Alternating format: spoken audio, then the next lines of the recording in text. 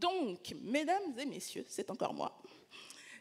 Donc, peut-on encore protéger vos droits à l'ère numérique? Nous avons pour cette discussion Tema Saman, qui est donc avocate spécialisée en affaires publiques, en régulation, qui intervient vraiment au croisement de ces sujets depuis de nombreuses années, vraiment à l'intersection de la question de l'innovation, des politiques publiques et du droit, et qui donc aura un regard particulièrement éclairant sur le sujet.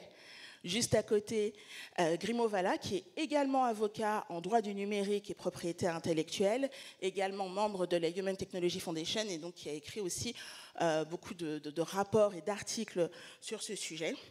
Et Jean-Pierre Laos de la Louvière, qui est président de eFutura. Donc eFutura, c'est une organisation professionnelle qui accompagne les acteurs autour de la transition numérique et de leurs conséquences. C'est bien ça, Jean-Pierre? C'est bien ça, oui. Alors, ce que je vous propose, parce que vous savez comment ça se passe, hein, on vous donne un titre de table ronde et puis finalement, on parle de ce qu'on veut. Donc, on va commencer par répondre à la question. Voilà. Peut-on encore protéger vos droits à l'ère numérique? Puis comme on a deux avocats et un non-avocat que je dois protéger, parce que vous savez que les avocats, ça parle, c'est Jean-Pierre qui va commencer par répondre à cette question. Merci, bonjour à tous. Alors, en effet, je ne suis pas avocat, donc rassurez-vous, je vais essayer de vous réveiller parce que les avocats, c'est souvent un peu compliqué, ils parlent beaucoup. Bon, on va essayer de prendre la parole, enfin, je vais essayer de prendre la parole. Alors, en deux mots, déjà, eFutura, nous sommes une association professionnelle qui regroupons les acteurs du numérique et du document autour du numérique autour du document et de la data. Alors, notre grand axe, c'est de nous intéresser aux normes françaises, européennes et internationales dans nos domaines, l'IA, la cybersécurité, la gestion de documents, l'archivage, etc. Je vais répondre, pour moi, le droit, c'est défini par un ensemble de règles s'appuyant sur des normes et régulations. Donc on est tout à fait au cœur de mon métier, qui est, la société se base sur des règles, sur des régulations qu'il faut respecter. Alors on me dit, en deux mots, les Américains nous disent « Oh là là, mais les Européens, vous êtes embêtants, vous avez trop de règles, il faut les supprimer ». Il faut savoir qu'au niveau international, les premiers acteurs qui investissent au niveau des normes, ce sont d'abord les Américains et ensuite les Chinois. Celui qui crée une norme, une régulation, c'est lui qui domine son marché. Donc les Américains, ils le font. Ils ne veulent pas que nous le fassions, parce que nos régulations les embêtent. Mais il faut avoir des régulations, je pense qu'on va en parler tout à l'heure. Alors, je vois Théma qui est interrogative sur cette réponse. Alors, peut-on protéger nos droits à l'ère numérique? Et est-ce que les Américains et les Chinois créent de la norme? Alors, la réponse à la première question est oui, et la réponse à la deuxième question est oui. Évidemment qu'on peut protéger nos droits à l'ère du numérique, on n'a aucune raison. Alors déjà pour commencer, si on veut protéger les droits, il ne faut pas commencer à cracher sur les avocats, parce qu'ils sont là pour ça quand même. Je ne crache pas sur vous. Mais nous avons en Europe un panel, un corpus juridique qui est assez solide, tout le sujet, c'est de savoir s'en servir. La question n'est pas faut-il réguler ou peut-on protéger nos droits? La question, c'est comment on le fait, qui le fait, et comment on investit dans cette régulation, et est-ce qu'elle est efficace? Et est-ce que les Chinois et les Américains créent des normes? Évidemment, avec des éléments très différents. Qui va penser que les Chinois n'en créent pas? Ils sont bien plus champions que nous. Simplement, ça ne s'applique que chez eux, c'est au moins l'avantage. Et quant aux Américains, ils savent aussi en faire. La problématique auquel on est exposé aujourd'hui, c'est que trop de régulation tue la régulation. À chaque fois qu'on a un problème, on en rajoute une couche. Bilan des courses, personne ne sait s'en servir. Et si on pouvait déjà réfléchir et organiser la manière dont on gère nos droits à l'ère de l'Internet, avec des outils qui doivent sans doute être repensés pour les appliquer de manière efficace, plutôt que de nous faire une norme supplémentaire à chaque fois qu'il y a un problème qui ne sera pas plus appliqué que les autres, ça serait déjà une bonne nouvelle. Et je pense que c'est ça l'enjeu. Très bien. Alors Grimaud, je vois, est tout à fait d'accord. On avait eu une discussion avec Grimaud justement au moment, alors je ne sais plus si c'était le début de l'IAC, ou peut-être encore les débats sur est-ce qu'on avait besoin encore de créer de nouveaux droits, ou est-ce que finalement on avait un arsenal qui était assez assez solide. Donc, même question aussi, est-ce qu'on peut protéger nos droits à l'ère numérique? Et moi, je rajoute ma petite question encore en plus. Est-ce qu'il fallait qu'on aille légiférer à nouveau sur ce sujet de l'IA? Alors, est-ce qu'on peut protéger nos droits à l'ère numérique? La réponse est oui, mais probablement non. Et non, mais probablement oui. C'est-à-dire que... C'est un avocat. Voilà. Non, mais c'est-à-dire qu'il faut se demander toujours quel type de droit on veut protéger, à quel stade, contre quoi, quelle est l'instance contre laquelle on veut se défendre, quel est le risque contre lequel on veut se défendre. Et je pense qu'à droit constant, hors IA Act, on avait déjà pléthore d'outils à mettre en œuvre pour protéger nos droits à l'ère numérique. Après, on peut filer la question sur des cas d'usage un peu spécifiques, parce que c'est comme ça qu'on va arriver à se dire, OK, dans ce nouveau cadre-là, dans cette nouvelle explosion technologique-là, est-ce que ce droit est toujours aussi bien défendu, ou est-ce qu'il faut créer une norme complémentaire, etc. L'explosion de normes, je souscris complètement à ce que vous venez de dire. Il n'y a pas très longtemps, j'étais avec un client qui me dit, ah, ça doit faire votre beurre, il y a cette explosion réglementaire, c'est quand même fantastique pour vous, ça vous crée du travail, ça vous crée des honoraires. Je dis, mais non, parce que les 170 pages de l'IA Act qu'il faut lire, suivi des 140 pages de ligne directrice sur juste un des articles, suivi des 40 pages de ligne directrice sur la définition de l'IA, qui finalement, il faudrait peut-être venir repréciser parce que quand même on n'a pas compris, c'est du travail complémentaire qui n'était pas forcément nécessaire. Moi, je pense qu'en termes de régulation, si on veut parler de très très haut sur tout ça, ce qui est intéressant, c'est de revenir à des grands principes. On en parlait juste à l'instant. Il y a un concept qui commence un peu à circuler que je trouve intéressant, c'est un anglicisme, mais tant pis, qui est de parler de minimum viable regulation, comme on parlait dans l'industrie de minimum viable product. On a un produit, il convient, on le met sur le marché, et on voit ce qui devient, et à l'usage, on l'améliore. L'IA Act, il a été construit de manière complètement à l'opposé de ça. On a voulu faire le maximum granulated regulation, non, je dis n'importe quoi, peu importe. Mais c'est la régulation la plus granulaire possible, qui va le plus précisément dans le fond des choses, tant et si bien que les négociations ont commencé, l'IA générative est arrivée, on a presque tout repris à zéro, finalement on a adjoint une nouvelle partie de la réglementation, ça rentre en vigueur complètement dans 2 ans, et dans 2 ans, à la vitesse où les choses évoluent, je ne sais pas si ce sera encore valable. Je pense que repartir de plus haut, de grandes règles principielles qu'on va aller creuser dans de la jurisprudence en confiant des cas à des juridictions, ça aura probablement été quelque chose de plus intelligent. Et après, je pense qu'on reviendra, on aura l'occasion sur des cas d'usage. On peut parler de propriété intellectuelle, de la protection de la propriété intellectuelle dans l'ère du numérique. On peut parler de la protection des personnes vulnérables aussi, des mineurs, de ce genre de choses. Mais ça, c'est des cas d'usage spécifiques. Alors, je vais vous laisser rebondir, mais tout d'abord sur un point, c'est vrai qu'il y a une stratégie qui a été complètement différente sur la question de l'IA. Et oui, on a eu, au niveau de l'Union européenne, mais pas que, parce que les États-Unis ont été les premiers à dégainer, ont été les premiers à prendre un décret qu'on a appelé un executive order que Donald Trump a rayé dès sa première semaine de retour à Washington. Mais oui, on a été dans une approche différente de ce qu'on a connu, notamment en ce qui concerne les réseaux sociaux. Les réseaux sociaux, c'est exactement ce que tu disais, Grimaud.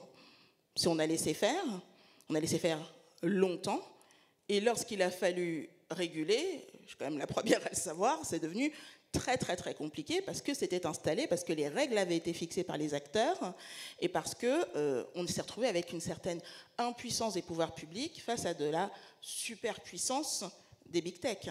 Donc est-ce que là, cette volonté européenne de se dire « Ok, cette fois, on ne va pas se laisser avoir, nous, on met notre marteau dès le début et en disant « Oui, on a des droits fondamentaux en Europe et on doit les protéger avant tout », est-ce que ce n'était pas aussi, finalement, la bonne chose à faire? Est-ce qu'on attend de pouvoirs publics qui doivent protéger? Vous voulez rebondir sur ça? Je veux bien répondre parce que il y a 2 modèles aujourd'hui dominants dans le monde au niveau de l'IA. Le modèle américain, qui est basé sur les finances des big tech principalement, mais les finances d'une manière générale, et le modèle chinois qui est basé sur le contrôle des personnes. Vous êtes, dès que vous faites quelque chose, vous avez on vous donne un bonus ou un malus, et ça vous donne droit à avoir tel poste de travail, ça donne droit à vos enfants à aller à l'université, à l'école, etc. On essaye de mettre en place en Europe un autre modèle qui est basé sur le respect de l'être humain, la démocratie. Alors peut-être, c'est vrai que souvent il y a des lourdeurs, mais moi, en ce qui me concerne, je défends l'IA Act. Nous faisons partie, nous, de ces commissions qui mettent en place ces différentes normalisations et je crois que c'est important. C'est vrai que ça peut poser des problèmes, mais j'aimerais par contre recentrer le débat sur la donnée et la data, parce que pour moi, tout tourne autour de ça. La problématique de la donnée qui est aujourd'hui la richesse, l'or noir du XXIe siècle, et la souveraineté qui en déduit. Aujourd'hui, vous savez que les Américains, vous ne le savez peut-être pas, ont un acte qui s'appelle le Patriot Act ou le Foreign Intelligence Act qui leur permet, si une société est détenue à 30% minimum par des Américains, de récupérer toutes les informations qui sont sur leur serveur, sur n'importe quoi. Alors vous allez me dire, oui, mais ça ne me concerne pas.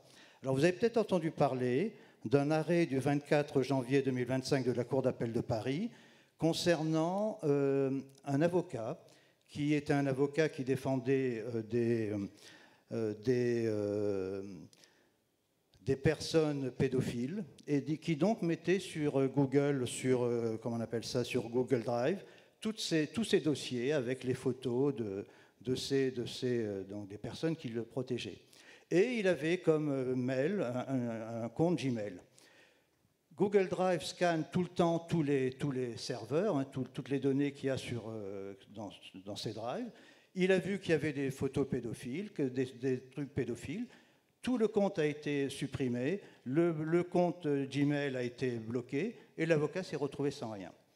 Donc, il faut savoir qu'on est complètement, je dirais, dominé par la technologie américaine. Nous avons des backdoors qui existent partout dans les téléphones. Si c'est des téléphones américains, c'est les Américains qui récupèrent. Si ce sont des téléphones chinois, ce sont les Chinois qui les récupèrent. Donc, toutes nos données sont aspirées aujourd'hui par ces grands GAFAM ou autres. Donc, il faut se protéger. Il faut mettre en place des régulations pour essayer de nous protéger. Par exemple, on a en France, alors c'est un petit peu technique, je suis désolé, mais au niveau de la cybersécurité, qui est un des points majeurs pour moi du XXIe siècle, parce que les actes terroristes sont de plus en plus, qu'ils soient basés par les États ou par des pirates, enfin, sont de plus en plus importants. Donc vous avez des régulations, DORA, NIS 2, REC, etc., qui obligent les sociétés à mettre en place ces régulations pour essayer de se protéger. Donc oui, les régulations et les normes sont souvent contraignantes, sont peut-être un peu trop, dans certains cas, exagérées, mais je crois qu'il en faut pour se protéger et pour créer un troisième axe qui est non pas l'axe chinois et l'axe américain, mais un axe européen. Et merci Trump, qui nous permettra peut-être de nous réveiller, de nous unir en Europe. Je ne sais pas si je dirais merci Trump. Théma, je sens que tu veux réagir sur certains éléments. Moi, je dirais juste que je ne suis pas sûre que le fait que des contenus pédocriminels soient identifiés sur Google Drive relève du Patriot Act, mais ne serait-ce que du droit européen qui, heureusement, nous permet justement de pouvoir capter aussi ce genre de données. Et les avocats sont censés travailler sur des serveurs protégés. Voilà. Alors, juste, je trouve que l'exemple de la récupération par Google des données pédophiles pour les supprimer est un excellent exemple de la contradiction dans laquelle nous sommes tous. Parce qu'en fait, c'est l'Union européenne qui impose à Google de le faire. Et c'est une régulation européenne qui oblige Google à le faire. Alors, il faut savoir ce qu'on veut. Soit on veut une régulation qui permet à Google de pouvoir repérer par toute une série de technologies, et c'est probablement le point le plus important aujourd'hui dans la protection des droits sur les réseaux sociaux ou dans le numérique, la technologie est l'ami des droits tout autant que l'ennemi des droits. C'est-à-dire qu'il faut apprendre à s'en servir. Donc c'est bien la technologie qui permet, avec un certain nombre d'outils de modération, d'identification, et alors ne vous en déplaise, mais les prestataires de Google en question, ils sont français ou ils sont européens, parce que nous avons dans les applis, dans les couches hautes de la technologie, beaucoup d'acteurs européens qui savent faire. On a un problème sur les couches basses, sur les infrastructures, mais dans les couches hautes, on a plutôt pas mal d'acteurs, et ce sont ces prestataires-là qui vont aller aider les grandes plateformes numériques à à réguler, à modérer et à respecter les règles. Alors, juste, je voudrais rappeler sur les réseaux sociaux, sur ta question, Laetitia, nous avons un texte qui a le nom barbare de DSA, le Digital Service Act, qui, en fait, et c'est une décision de l'Union européenne, qui, pour assurer les droits sur Internet, ont décidé d'identifier les acteurs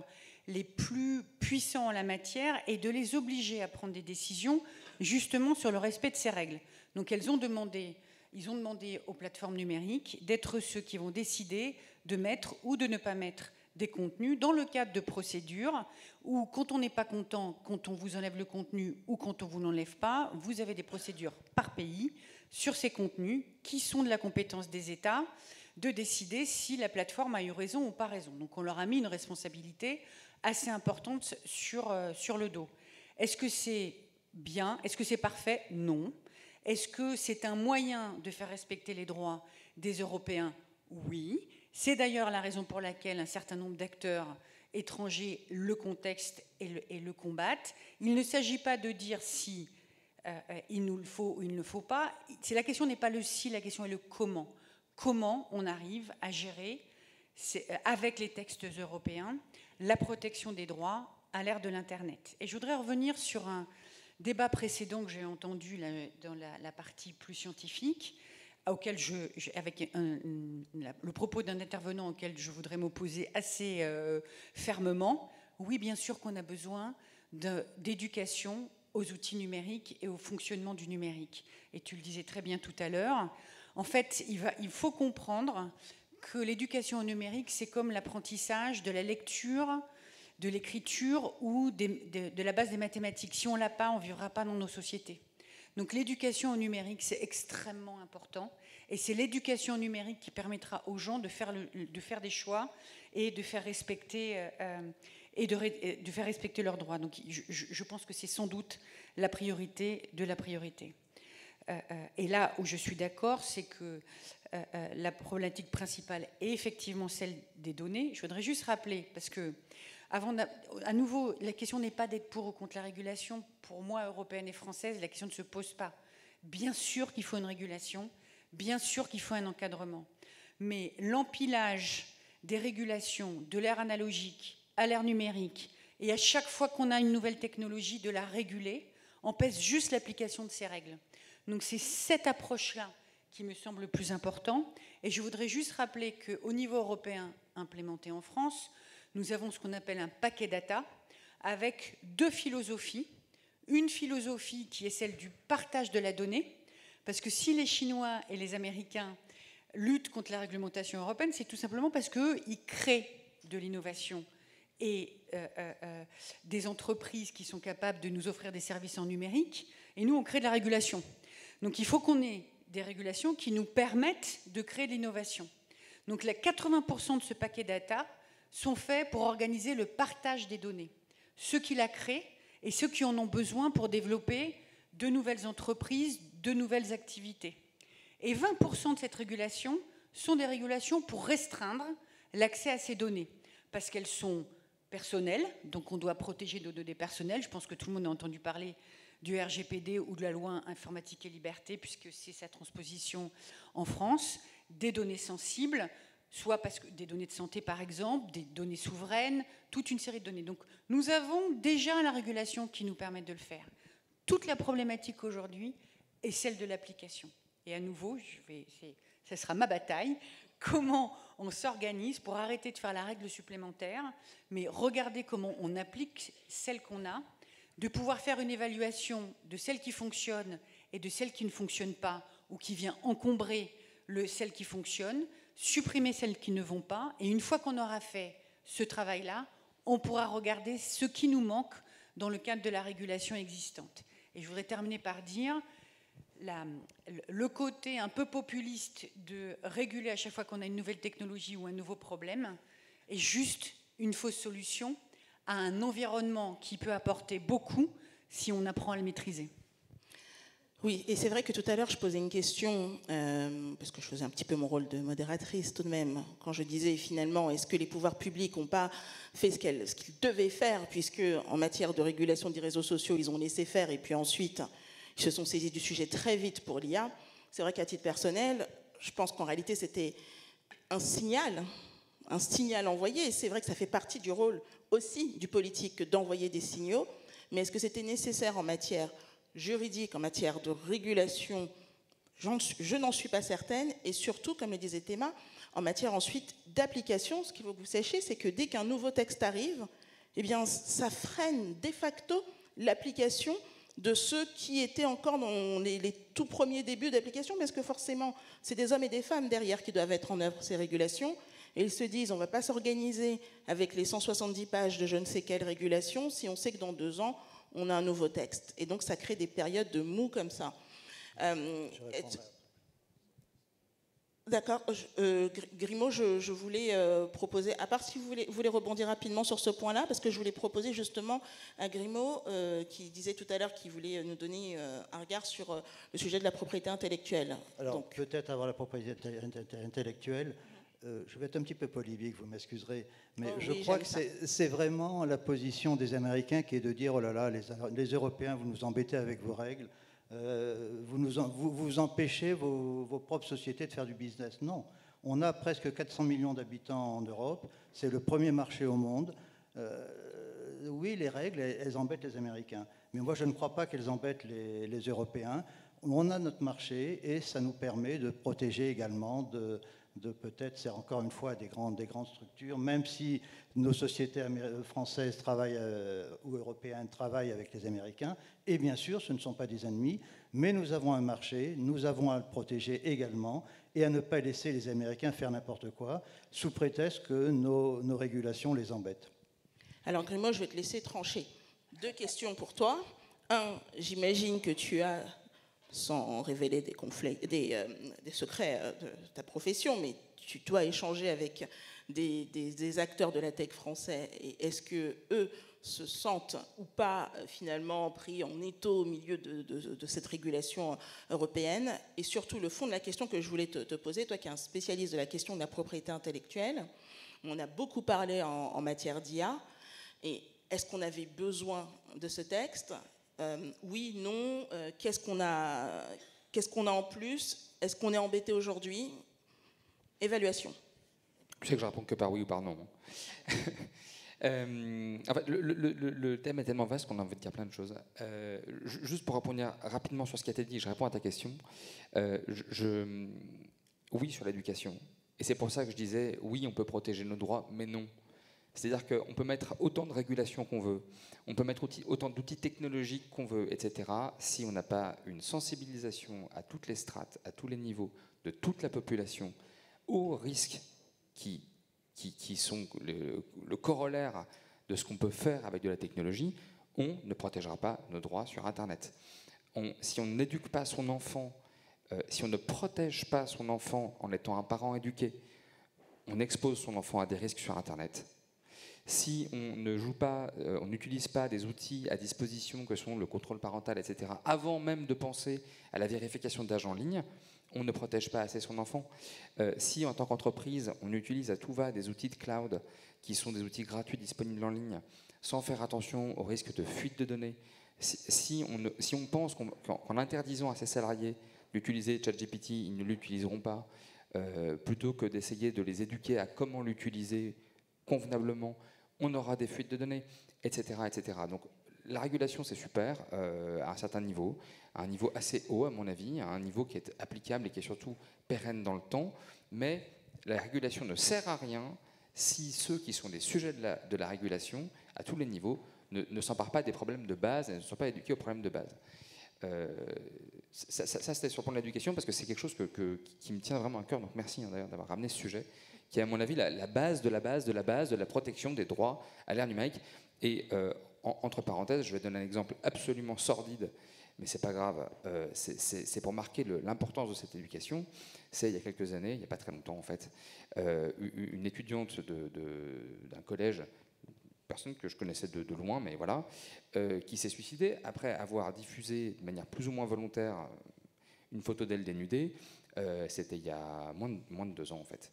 Et cette photo a été non seulement diffusée, mais réutilisée avec des IA pour en faire des duplicata, etc., et des deepfakes en fait. Donc, mauvaise éducation, pas de la personne au sens moral, mais du danger de ce qu'elle faisait, qui a conduit à un cas absolument dramatique.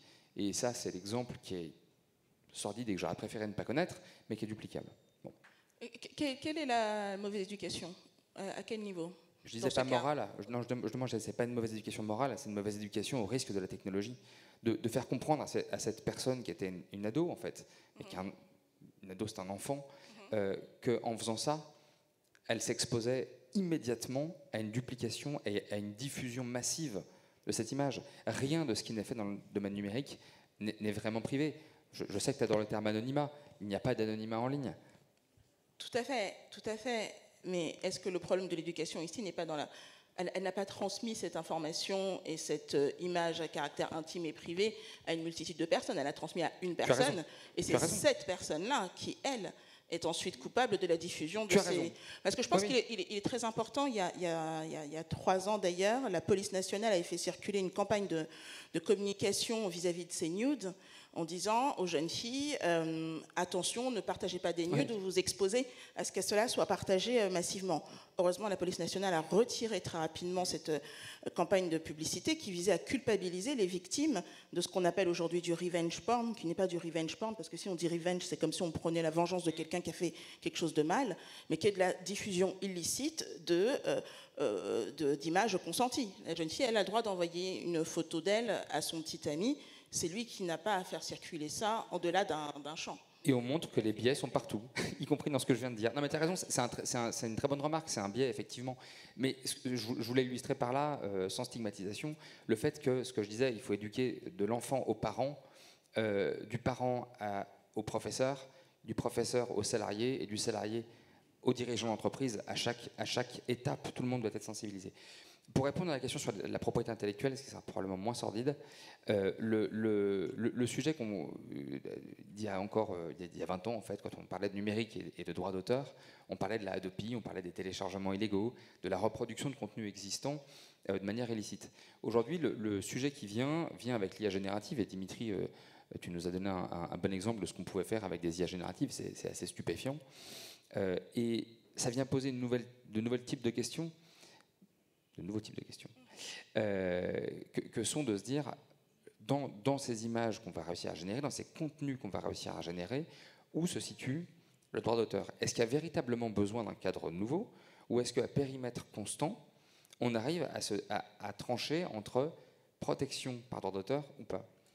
Il y a aujourd'hui une conception qui est de dire que ce qui est généré par de l'IA n'est pas protégeable par droit d'auteur. Alors, c'est une conclusion qui n'est pas tout à fait juste en état de la jurisprudence. Quand on regarde vraiment les décisions, ce qu'on va venir caractériser, c'est on ne peut protéger que ce qui est le fruit de l'œuvre humaine.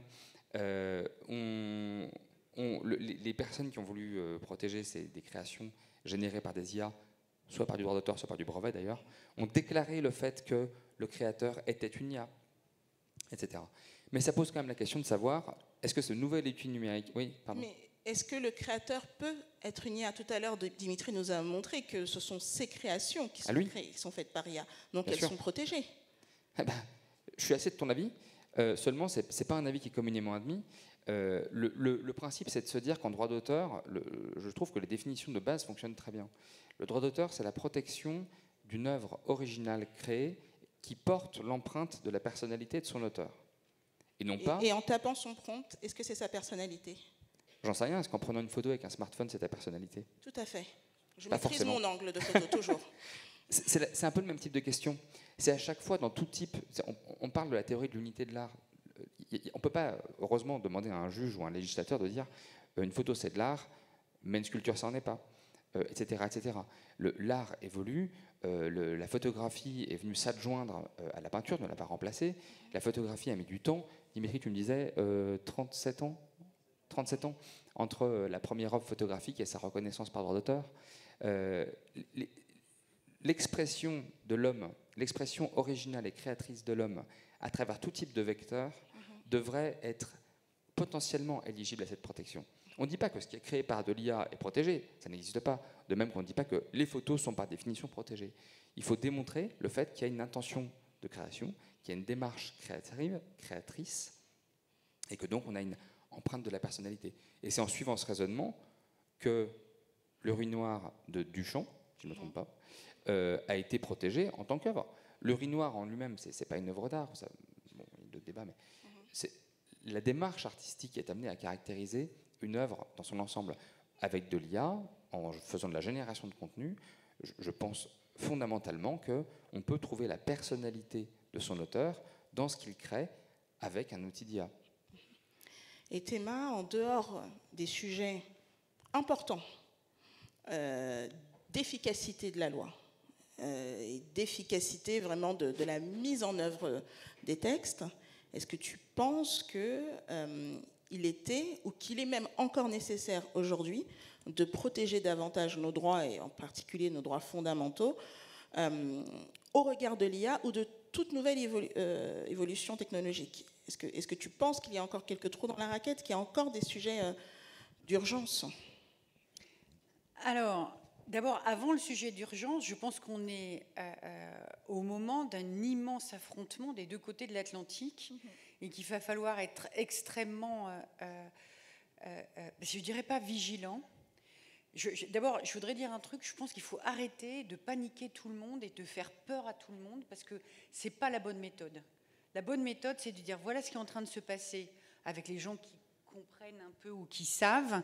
Je vous transmets ma connaissance, maîtrisez le système pour pouvoir vous défendre. Vous êtes celui ou celle qui va le mieux pouvoir décider ce que vous voulez et ce que vous pouvez faire au regard d'un cadre général qui est un cadre de droits fondamentaux qui ne sont pas les mêmes des deux côtés de l'Atlantique, qui ne sont pas interprétés de la même manière, que ce soit la protection de la vie privée, que ce soit la liberté d'expression, que ce soit la protection intellectuelle. On n'a pas les mêmes démarches et on n'a pas à céder sur les démarches d'en face parce qu'on est le fruit d'une histoire qui nous est particulière.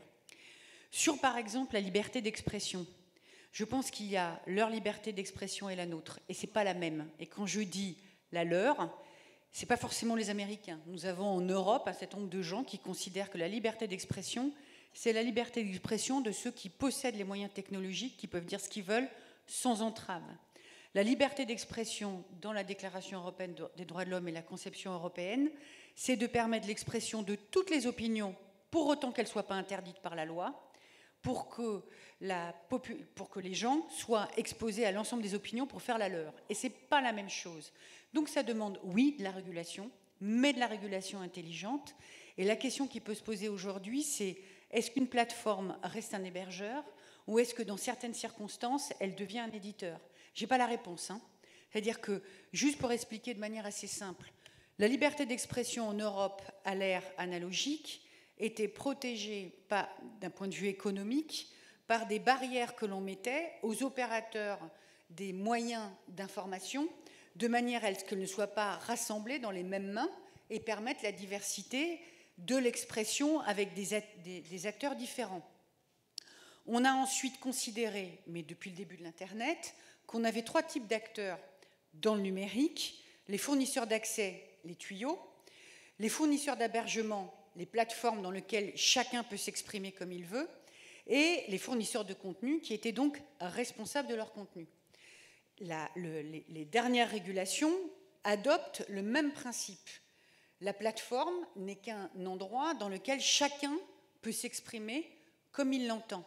Donc la question qu'on peut avoir aujourd'hui, c'est est-ce que dans certaines circonstances, quand on s'appelle Elon Musk par exemple, est-ce qu'il n'est pas éditorialiste? En fait, est-ce qu'il n'est pas dans une situation de pouvoir orienter des moyens technologiques mondiaux super puissants sur une seule manière de voir les choses?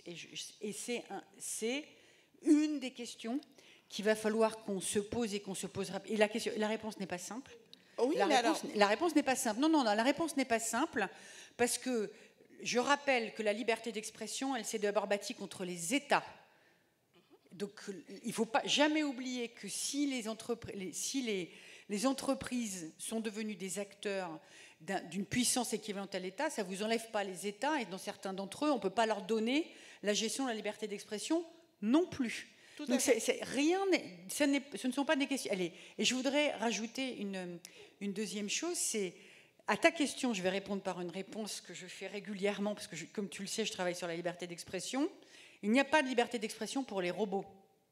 Et quand on travaille un petit peu sur le sujet, on est parfaitement capable d'identifier ce qui sont des communications avec derrière des êtres humains, ou ce qui sont des reproductions automatiques par des robots, des chatbots et autres technologies, dans des campagnes organisées par des gens qui maîtrisent la technologie.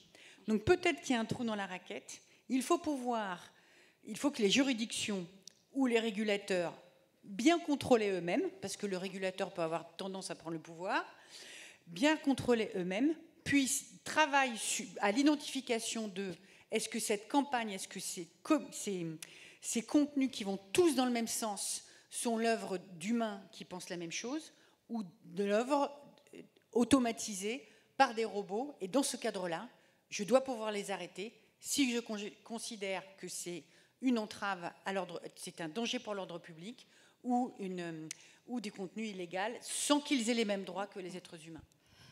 Jean-Pierre, je vais vous donner la parole pour qu'on termine sur la question de la souveraineté. Je voudrais juste rebondir sur le point sur le hébergeur-éditeur. Parce que Théma, tu disais, il va falloir se poser la question. La question, elle s'est posée les 5 dernières années, et notamment par l'arbitrage qui a été fait dans le cadre du DSA. Parce que la question qui s'est posée, je vais terminer sur ce point-là, c'est de se dire, est-ce que ce sont des hébergeurs, des éditeurs ou autres? Et le régime qui a été construit, c'est celui, en fait, d'un hébergeur accélérateur de contenu.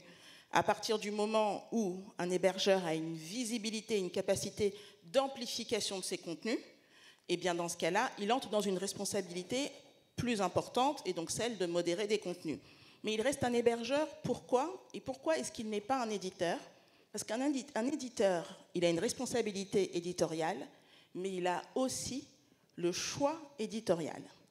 Et alors ça, c'était avant qu'Elon Musk prenne le pouvoir et le contrôle de Twitter, parce qu'aujourd'hui, Elon Musk le fait. Et Elon Musk se conduit comme un éditeur.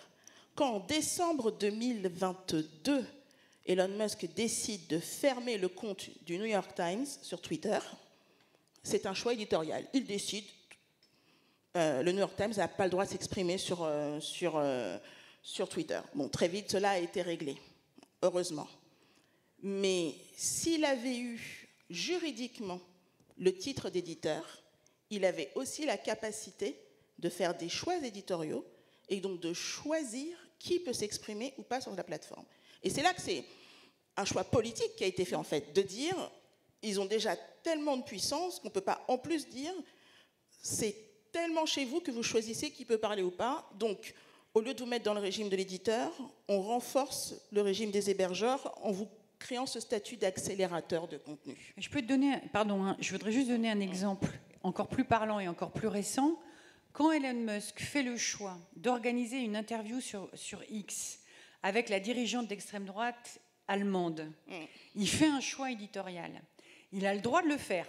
Il a le droit d'avoir une discussion. Après tout, il a le droit d'utiliser son système. Sur son propre compte, en plus. Sur son propre compte. La question qui est posée, et à l'étude au niveau européen, c'est est-ce que la reprise de cette interview sur X a été faite par des êtres humains qui sont d'accord ou qui sont intéressés, et auquel cas, on peut réfléchir au fait qu'il est une personne super puissante d'ordre public, etc. Mais a priori, on reste dans le droit commun de c'est un citoyen qui s'exprime et qui interviewe quelqu'un et chacun a le droit ou pas d'aller regarder, ou est-ce qu'il y a une manipulation algorithmique qui fait qu'il a poussé ce contenu pour qu'il remonte et qu'il soit vu de manière artificielle par beaucoup trop de gens. Et c'est à cette question-là qu'il va falloir répondre. Exactement. Ne regardez pas ce chrono qui n'est pas le bon. C'est pour ça que je vais essayer de finir sur ce dernier point. Jean-Pierre, depuis tout à l'heure, on navigue autour d'un même sujet, évidemment, qui est finalement celui des blocs qui s'affrontent, de notre positionnement européen de dire « Ok, on ne sera jamais une superpuissance technologique, donc on va être les champions de la régulation ». Voilà. Vous qui représentez des entreprises avant tout, est-ce que vous pensez vraiment qu'aujourd'hui, en étant dans ce positionnement-là, on peut tout de même être une force d'innovation? Puisque clairement, votre position, c'est oui à la régulation, et j'ai peut-être l'impression que votre position, c'est même encore plus de régulation. Non, alors merci de cette question. Non, je n'ai pas dit encore plus de régulation, j'ai dit que la régulation est importante et surtout, il ne faut pas se laisser imposer par d'autres blocs les régulations et il ne faut pas nous laisser imposer le fait d'arrêter nos régulations parce que ça les gêne. Mais moi, je ne suis pas d'accord avec ce que vous venez de dire sur la puissance de nos industries. Certes, au niveau des modèles comme ChatGPT aujourd'hui, ça va être difficile de les concurrencer, mais il y a d'autres modèles. Il y a d'autres modèles avec notamment des IA beaucoup plus petites, des IA beaucoup plus ciblées. Il y a une nouvelle technologie qui va bientôt apparaître dans quelques années, qui va encore plus révolutionner le monde que l'IA, c'est le quantique. Or, la France et l'Europe est extrêmement bien placées dans le quantique. Personne n'a encore gagné la bataille du quantique. Donc, rien n'est perdu. Vous pensez qu'on peut devenir les champions du quantique? On peut en tout cas devenir un des champions. Je ne sais pas s'il y aura un champion. C'est ça, c'est une réalité. On a des cerveaux exceptionnels, on a des ingénieurs, on a des sachants, et les fonds ne sont pas en France, ne sont pas en Europe. Vous avez vu les annonces du président de la République lors du sommet IA, 109 milliards. Ils viennent d'où ces 109 milliards? Ils ne viennent pas de France. Et est-ce que les 300 ou 400 milliards que Trump a annoncés sont réels? Les effets d'annonce, il faut faire attention, ça vient aussi des sociétés. Mais vous avez raison, l'argent est le nerf de la guerre, mais ça ne veut pas dire qu'on ne peut pas avoir de sociétés importantes en France, notamment dans le quantique, qui va être une disruption de la société multipliée par 100 par rapport à ce qu'on connaît aujourd'hui. Donc, je crois que moi, je poserais le problème différemment.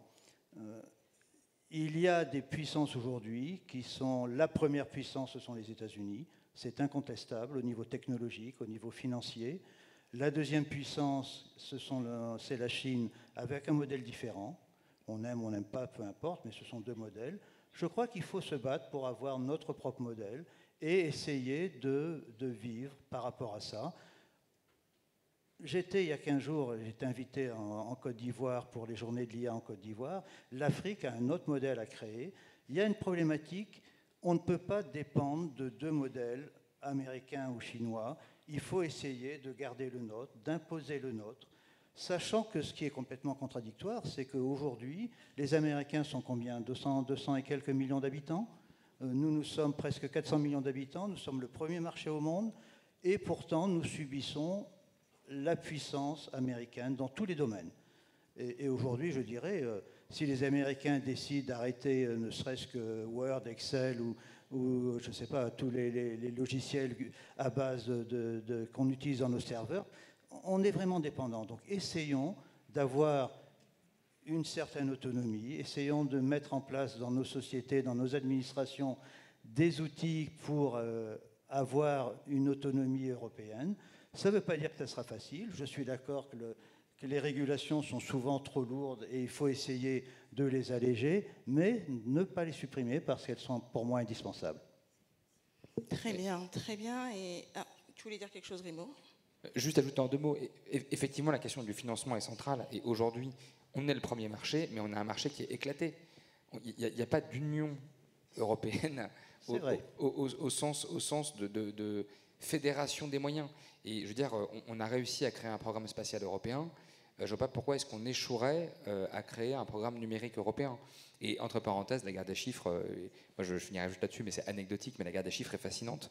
Quand je regardais l'autre jour Ariane 6, le programme Ariane 6, c'était 4 milliards d'investissements. Et aujourd'hui, on parle l'unité de mesure dans l'IA, c'est de la centaine de milliards, quoi. C'est quand même assez fascinant. Oui, mais on est quand même très en retard. Regarde DeepSeek de la Chine qui a montré qu'il y a un modèle peut-être moins puissant en termes de gourmandise. Oui, mais ils nous ont donné la dernière goutte du bout du filtre de l'entonnoir à café, quoi. Les 6 millions, c'est la toute dernière goutte de 6 millions. Et DeepSeek, il est entraîné sur OpenAI, de ce que OpenAI a mis en open source sur le marché. Donc, là, on va faire un débat de sachants, mais je crois qu'il y a des modèles qui existent. Le seul modèle de ChatGPT n'est pas le seul qui existe et qui peut survivre. Il y a d'autres modèles qui peuvent exister. Donc, non, mais... ça ne veut pas dire, excusez-moi, que je rejette le modèle ChatGPT. C'est un très bon outil. On a parlé tout à l'heure, et vous avez parlé d'éducation, peut-être qu'on n'a pas le temps d'en parler. C'est le fondement pour moi de tout ce qu'il faut faire aujourd'hui au niveau de nos sociétés, au niveau de nos entreprises, au niveau de nos enfants. Éduquons-les à comprendre, à critiquer et à se former. Et à ne pas prendre tout pour argent comptant, parce que c'est la meilleure manière d'être submergé par les autres. Je vous ai promis quelques minutes de questions. Il m'en reste 2. Je vais essayer de gratter 5 minutes. Est-ce que vous avez des questions? Oui.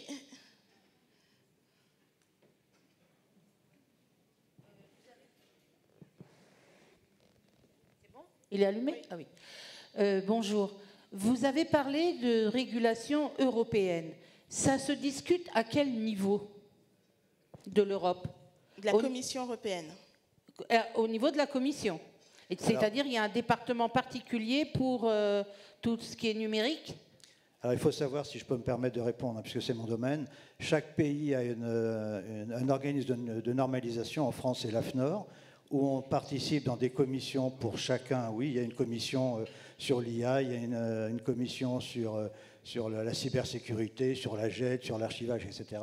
Et ensuite, on crée des régulations. Et ensuite, ça passe au niveau européen, au niveau du CEN, qui va consolider tout ça. Je vous donne un exemple. Nous avons, nous, été responsables de la définition d'EIDAS V2. EIDAS, c'est une nouvelle régulation pour tout ce qui concerne l'identité numérique, par exemple, l'archivage.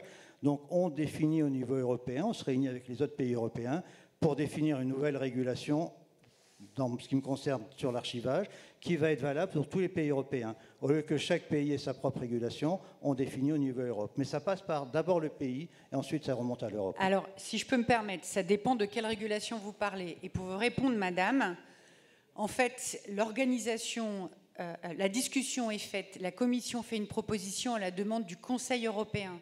Le Conseil européen, c'est l'ensemble des chefs d'État ou des ministres concernés, donc les ministres du numérique, pour faire des demandes, soit la Commission européenne suggère et le Conseil accepte, soit le Conseil propose et la Commission travaille.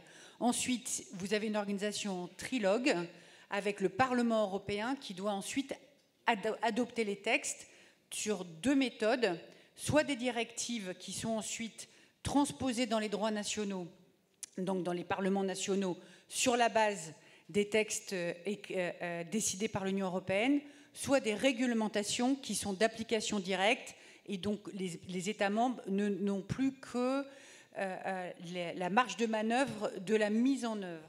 Mais pour répondre à votre question, l'Union européenne, c'est 27 pays qui sont représentés au Parlement et qui sont représentés au Conseil. Donc la décision, elle est dans leurs mains. Et chaque pays ne peut pas s'abriter derrière ce que fait l'Union européenne, parce que chaque pays a sa voix. Et la France est le 2e pays le plus puissant au sein de l'Union européenne. C'est comme ça que les textes sont pris. Ce dont parle monsieur, c'est du standard qui remonte ensuite en application entre les parties prenantes, qui est aussi une autre type de norme. Vous avez entendu le gong. Est-ce qu'on y va sur les 30 secondes, 10 secondes? Laetitia, vous avez évoqué le nom du New York Times tout à l'heure. J'aimerais simplement revenir sur la question de l'entraînement, par exemple, de ChatGPT de la firme OpenAI. Il a été avéré que l'entraînement avait été fait notamment sur des milliards de mots et évidemment toute la presse. Et un certain nombre de lieux de presse se sont élevés pour qu'on n'utilise plus ou qu'on des bots s'efforcent qu'on n'utilise plus leur contenu. Et donc, revenir à cette question qui a été évoquée tout à l'heure du droit d'auteur, et les journalistes n'arrêtent pas de se poser cette question, les journaux eux-mêmes essayent parfois de ne pas donner gratuitement leur contenu. J'adore ces questions qui n'en sont pas et qui permettent de conclure ce débat. Merci et chacun d'avoir répondu avec aplomb. C'était très intéressant. Merci.